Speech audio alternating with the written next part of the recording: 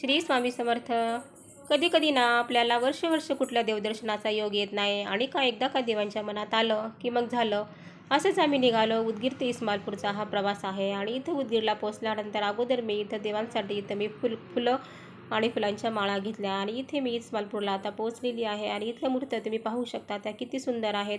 आणि आज एकादशी पण आहे आणि त्याच्यामुळं हा खूप सुंदर योग आमचा जुळून आलेला आहे. इथल्या विठ्ठल रुक्मिणीच्या मूर्तींचं तेज आणि ह्यांचं हे रूप आहे ना, हे खूप सुंदर आणि डोळ्यात साठवण्यासारखं रूप आहे. आणि तिथल्या आजूबाजूचा परिसर आम्ही थोडासा शूट केलेला आहे. आणि त्याच्याच अलीकडं हा एक स्पॉट होता, खूप छान पॉईंट होता. इथं पण मी थोडंसं फोटो सेशन केला. इथला एकांत आणि इथला दृश्य हे जे एवढे सुंदर होते, खूप छान होतं. आणि आम्ही घरचंच जेवण घेतलं होतं. बाजरीची भाकरी, ठेचा, हिरवी चटणी, जवसाची चटणी. हे असं जेवण असं बाहेर बसून जेवणं म्हणजे एकदम अप्रतिमच आहे.